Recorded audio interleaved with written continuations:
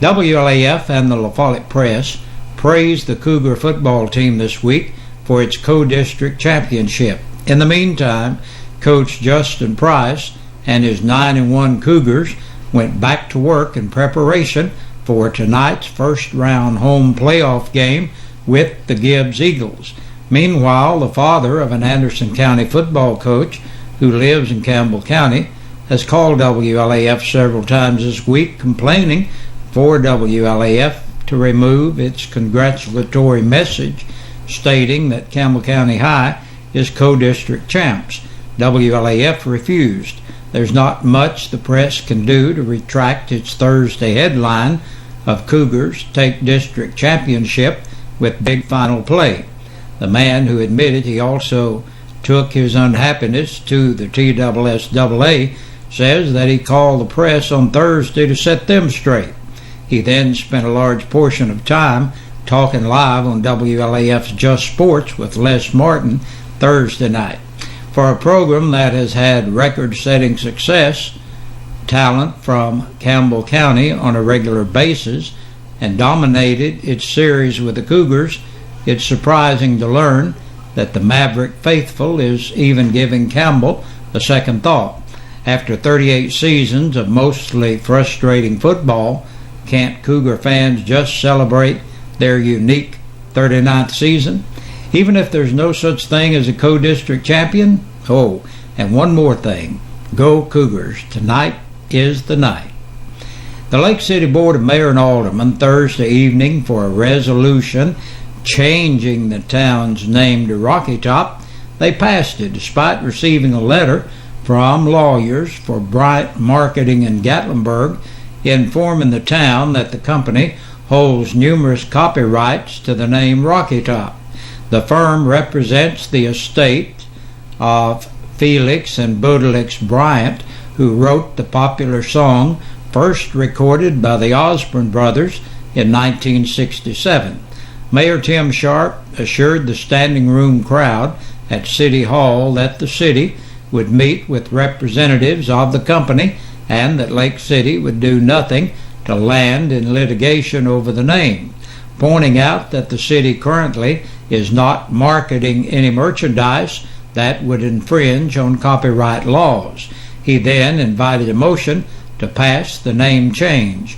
Board member Michael Lovely announced that he had taken a position on the board of Rocky Top Marketing and Manufacturing Company, the firm set up by investors to promote the name change and propose theme park development. As a result, Lovely abstained from voting on the motion, which passed 4-0.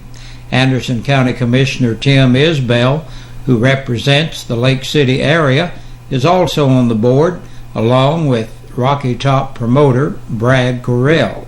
The names of other investors or individuals with vested interest in the project have not yet been made public.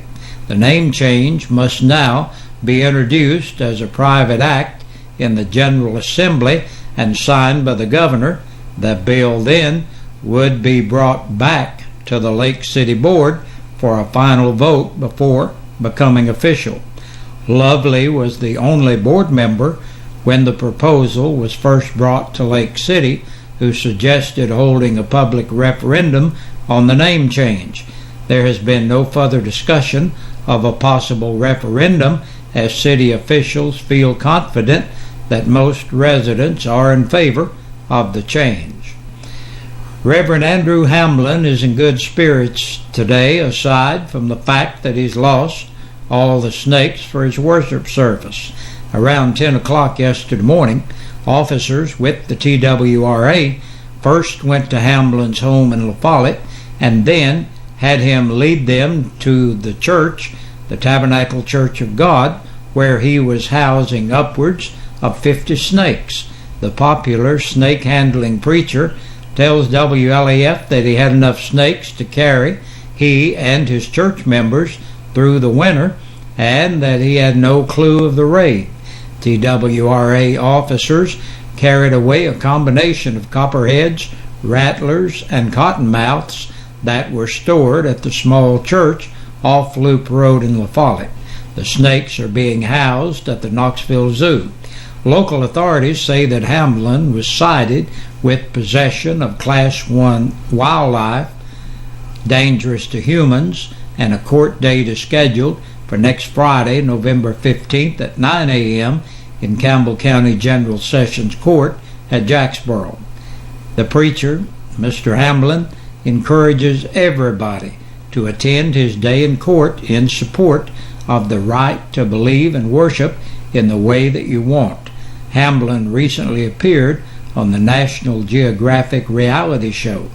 Tune in to 1450 WLAF Radio this coming Thursday morning, November 14th at 7:30, when Reverend Hamlin visits live on the air. Jacksboro Mayor Jack Cannon announced the town has been approved for a $200,000 community development block grant for fire protection during Thursday's mayor and alderman meeting.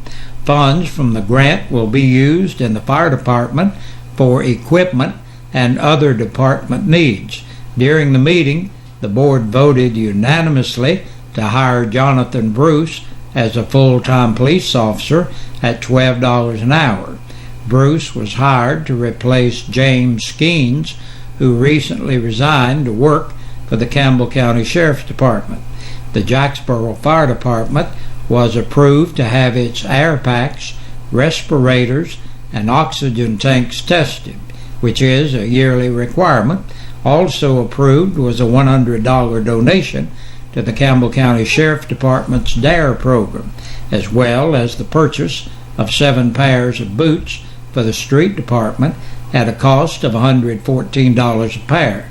The next mayor and alderman meeting will be December 5th at 7 p.m. at the Jacksboro City Hall. Saturday is the day to ditch your old medicine. It's your chance to properly dispose of your old medicine in a safe manner. Tomorrow at the Walmart, you're encouraged to take all your old medicine to the annual American Chest Challenge. The event runs from 9 a.m. to 1 p.m. According to studies, 70% of people who abuse prescription pain relievers obtain them from friends and relatives, and there has been a 400% increase in substance abuse treatment admissions for people abusing prescription drugs. Sheriff Robbie Goins explains to WLAF that it is our ongoing commitment to raise awareness, educate the public, and warn our citizens of the dangers of prescription drug abuse and the dangers of keeping medication away from our children. The sheriff goes on to say that we have to work together, inventory, dispose, and destroy of old and unwanted medication and keep it from the hands of children and those who prey on our citizens' weakness. Nope, it wasn't a disgruntled school teacher, not even an unhappy road department worker, nor a sign-carrying liberal. It was WLAF Charlotte Underwood who was literally escorted from Governor Bill Haslam's Thursday night event all the way to her car. An organizer with the governor's party questioned Underwood's presence, and when she told him she was with WLAF, she was promptly taken to the parking lot and told that it was a closed event to the media. Maybe getting a picture of the governor and a few comments from him were a little too much to ask. After all, Haslam was kicking off his re-election campaign in Campbell County last night, and we here at WLAF thought that was worthy of covering in order to bring you a warm and fuzzy story from the Stables Party Barn. But maybe it wasn't. Guess the next time a political candidate comes to Campbell County to host a high-dollar fundraiser, WLAF had better just stay at the house. Remember the Veterans Day Parade this Sunday at 2 o'clock in La Follette. There will be a flag raising in Freeman Park at 1 before the parade. Veterans Day is Monday, and with that, some things are closed. The sanitation department will not be picking up garbage on Monday, but will pick up Monday's trash on Tuesday. The banks will be closed and the mail will not be running. You may want to check before you go to your destination. And either bundle up or tune in right here. Cougar fans have an option most other high school fans do not, and that is to decide if they want to see Campbell play in person or just stay home and watch the game televised live over 1450WLAF.com. Unless the internet strength of signal is so low that a broadcast is not possible, WLAF televises the Campbell County football and basketball games live. Campbell hosts Gibbs tonight at 7 o'clock at Dossett Stadium in the opening round of the 5A state high school football playoffs. Les Martin and Brent Allen have the call. Weather-wise, it'll be dry and chilly with cool breezes. Game time temperatures up to 45 degrees and will be 39 degrees by the time the fourth quarter rolls around. That's the news. We'll be back with a press release from the Campbell County Sheriff's Department. Senior Citizen Insurance, simply the best life insurance for seniors in Tennessee. These days we know you're bombarded with phone, mail, online ads every day trying to sell you insurance. You don't need an oversized insurance policy. You only need enough to cover burial and medical expenses, legal fees, and unpaid bills. You'll breathe easier knowing your family will be protected and your final expenses will be paid. And this insurance is guaranteed. The premium is fixed. It will never go up. The coverage is effective immediately. This insurance is permanent lifetime coverage. Your policy will never go up in cost and will never run out. There's no medical test, no blood test. Just answer a few simple questions and that's it. Senior Citizen Insurance has the best prices anywhere. 865-269-4010. 865-269-4010. And tell them Ron sent you. Senior Citizen Insurance has an A+ rating with the Better Business Bureau and has never had a complaint filed against it. Senior Citizen Insurance. 9 people have been booked into the Campbell County Jail in the past 24 hours.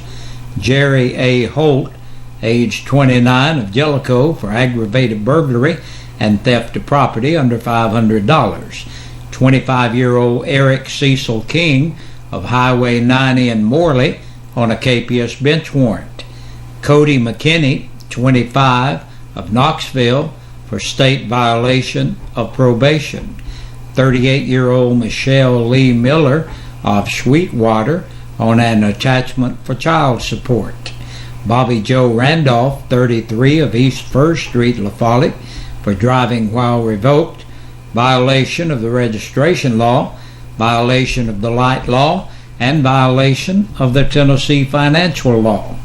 66-year-old Thomas Owens Stiverson of East Beach Street, La Follette, for domestic violence by assault. Mark Hazen Wells, 43, of Hope Wells Lane in Speedwell, on an attachment for child support. 33-year-old Brian Edward Williams of Old Highway 63 in Speedwell, for driving while revoked or suspended, a KPS bench warrant, and violation of the seatbelt law. And last today, Christy Marie Wilson, 25, of West Ash Street, La Follette, on a KPS bench warrant. And that's a look at the news and the press release. Thank you for joining us for this Friday. Have a great weekend. Kick it off by attending the game or watching the game tonight or listening to the game on WLAF, and we'll see what happens. We'll be back Monday to tell you all about it. We sing happy birthday to you, and may all your dreams come true. Happy, happy birthday. Oh, this is your birthday song. Oh, Celebration all night long. May all you... Hey, Big Josh with you once again on this Friday evening, looking at our birthdays and anniversaries. Our Birthday and Anniversary Club is brought to you by your friends here at WLAF and Eastside Pizza and Deli. They're located in the Food Line Center. So stop by and tell them you heard about them right here at the old radio station and TV 12. Our birthdays today, Pat Sanders is celebrating. Happy birthday, Pat. Michaela Pierce having a birthday today. Happy birthday, Michaela. Bill Isley is celebrating today. Happy birthday, Bill. And Shanna Monday is having a birthday. Happy birthday, Shanna. Gloria Sailors is 70 years old today. Happy birthday to you, Gloria. And Tyler Morris is 11 years old today. Happy birthday to Tyler. And hey, Rissa Price is celebrating today. Happy birthday to you, Rissa. So make sure you stop by Terry's Pharmacy and wish Rissa a happy birthday. Whitney Leinert is 18 years old today. Happy birthday, Whitney. And Justin West is 23 years old today. Happy birthday to Justin.